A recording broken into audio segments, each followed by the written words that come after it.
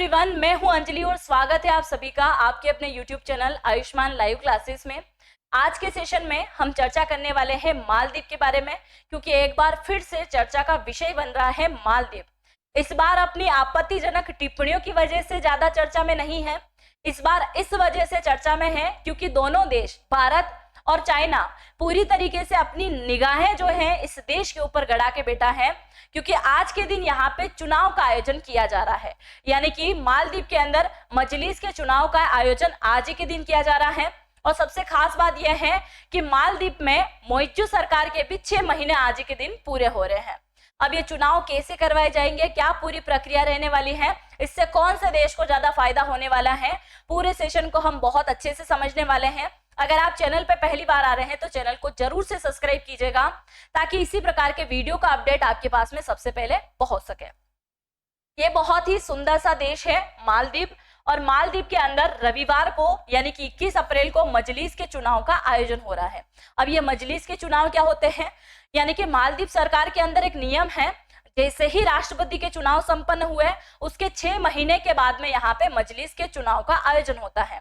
और ये मजलिस होते हैं एक प्रकार से सांसदों के चुनाव ही, और सांसदों को चुनने का अधिकार यहाँ की जनता को है, यानी कि जनता सीधे तरीके से यहाँ वोटिंग करने वाली है, जिसके बाद में चुनाव का परिणाम 1 हफ्ते बाद में जारी कर दिया जाएगा। यहाँ की मालदीव की मीडिया जो है हाउस द एडिशन, इनके मुताबिक भी कहा गया है कि आज के दिन सरकार के 6 महीने जो है पूरे हो चुके हैं। चलिए, इसके अलावा इस चुनाव की सबसे खास बात यह है कि पहली बार ऐसा होने जा रहा है मालदीव के अंदर कि इस चुनाव के ऊपर भारत और चाइना बराबरी से अपनी निगाहें गड़ा के बैठा है, क्योंकि इस परिणाम के बाद में अंततः स्पष्ट हो जाएगा कि मालदीव अब किसका सपोर्ट कर रहा है, भारत की तरफ इसका झुकाव ज्यादा है या फिर चाइना की तरफ झुकाव ज्यादा होने वाला है। यहाँ की अगर हम बात करें तो न्यूज एजेंसी के द्वारा बताया गया है, एपी के द्वारा, कि दोनों ही देश क्या कर रहे हैं, निगरानी बहुत कड़ी तरीके से रख रहे हैं। मालदीव में 93 सीटों पे ये चुनाव होना है, यानी कि 93 सीटों के लिए उम्मीदवार कितने खड़े हो गए हैं, 368 उम्मीदवार जो है इस बार खड़े हुए हैं। अगर हम मोइज्जू की पार्टी की बात करें, पीपल नेशनल कांग्रेस की, तो 90 उम्मीदवार इनकी पार्टी से आते हैं। और जस्ट मोइज्जू सरकार के विपक्ष की पार्टी की अगर हम बात करें, जो कि भारत समर्थित पार्टी है, मालदीव डेमोक्रेटिक पार्टी, तो इनके यहाँ से 89 उम्मीदवार जो है खड़े हुए हैं। और सबसे खास बात यह है कि इस बार निर्दलीय उम्मीदवार भी इसके अंदर आने वाले हैं। लगभग 130 उम्मीदवार जो है क्या है, निर्दलीय भी होने वाले हैं।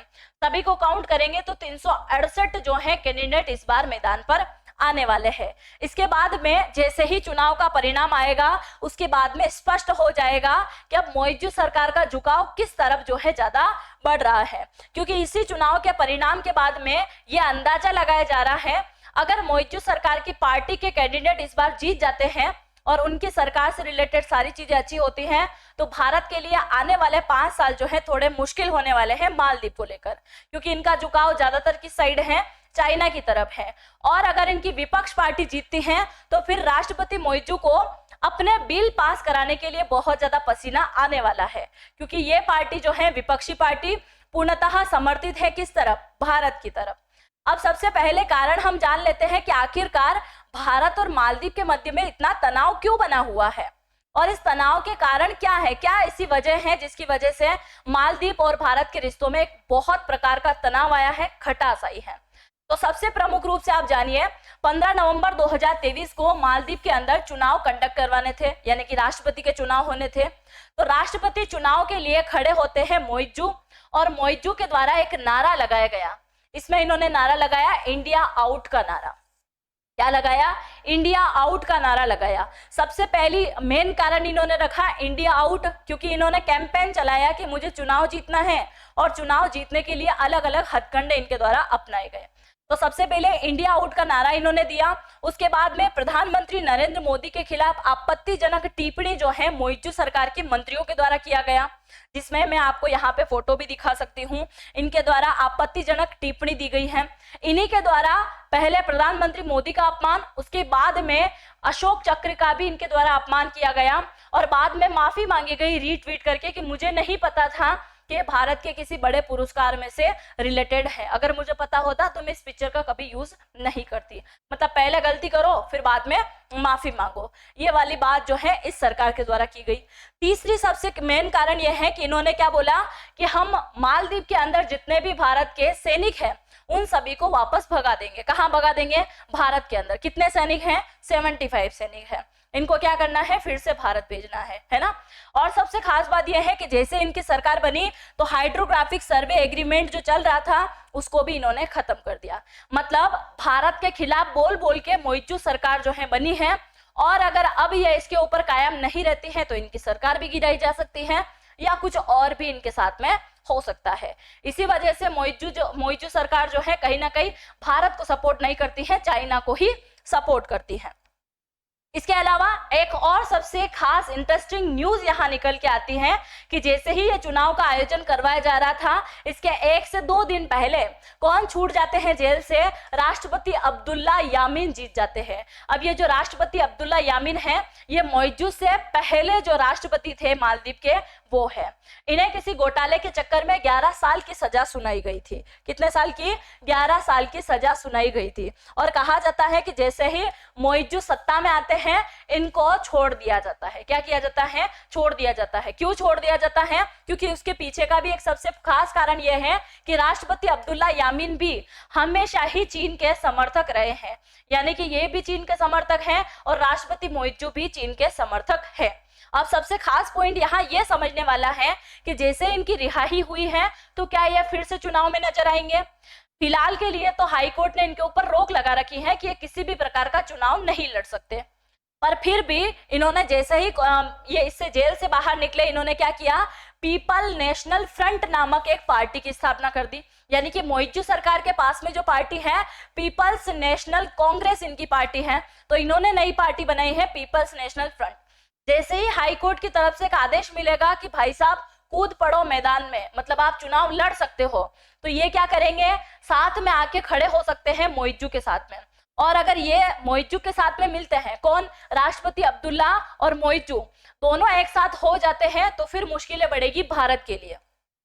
क्यों भारत के लिए मुश्किलें बढ़ेगी? क्योंकि हिंद महासागर के अंदर पूरा का पूरा कैचिंग करने के लिए हमें ज्यादातर मालदीव के ऊपर डिपेंड होना पड़ता है। और अगर यहाँ पे क्या हो जाता है? राष्ट्रपति अब्दुल्ला यामीन किसका सपोर्ट कर देते हैं? मोइजू का, क्योंकि दोनों के दोनों किसके समर्थित है? चाइना के समर्थित है। ये भारत को समर्थन नहीं देते हैं और इस वजह से आने वाले 5 साल के लिए भारत के लिए थोड़ा सा संकट बढ़ सकता है। अब संकट कैसे बढ़ सकता है वो जानने से पहले आप थोड़ा सा ये समझ लीजिए आखिरकार भारत के लिए क्यों इंपॉर्टेंट है मालदीव।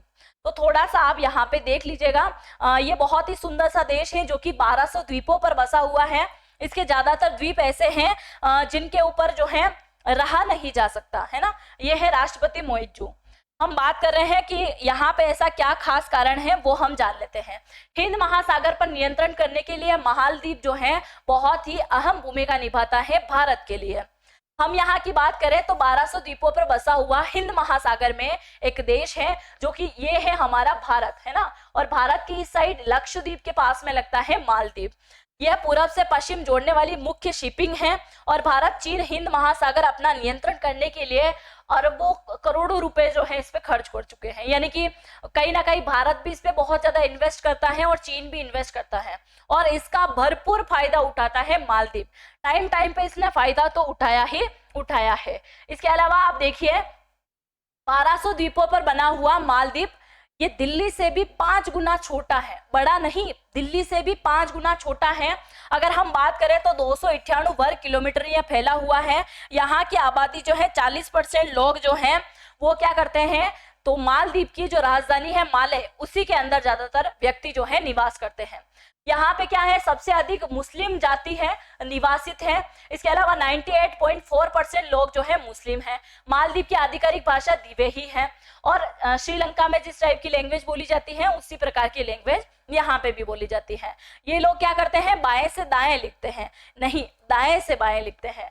मतलब इस प्रकार की लिपि जो है यहाँ पे लिखी जाती है। यहाँ के कुछ ऐसे द्वीप हैं जिन पे ही निवास किया जा सकता है और हमें महासागर के अंदर अपनी पकड़ बनाने के लिए बहुत ज्यादा जो है मालदीव पर जोर लगाने की जरूरत होती है। क्योंकि इधर से अगर चाइना यहाँ पे आके पूरा अड्डा लगाना शुरू कर देगा तो मुश्किलें बढ़ेगी भारत के लिए, और ये चीजें बहुत अच्छे से समझता है भारत। इसी वजह से मालदीव के 1000 कहने पर भी यहाँ से सैनिक हटाने के लिए अभी भी रेडी नहीं है, क्योंकि चाइना ने हमेशा ही इन सभी चीजों का फायदा उठाया है और अपने फायदे के लिए वो किसी भी हद तक जा सकता है। तो ये सारी चीजें यहाँ रहने वाली हैं, और सबसे खास बात यह है कि चुनाव के परिणाम जो है हमें देखने को मिलेंगे पूरे के पूरे 1 वीक के बाद में, और जैसे ही चुनाव का परिणाम आता है हमें पता चल जाएगा कि आने वाले 5 साल जो है कौन से देश के लिए मुश्किल भरे निकलने वाले हैं, या तो चाइना के लिए अच्छा होगा या फिर भारत के लिए अच्छा होगा।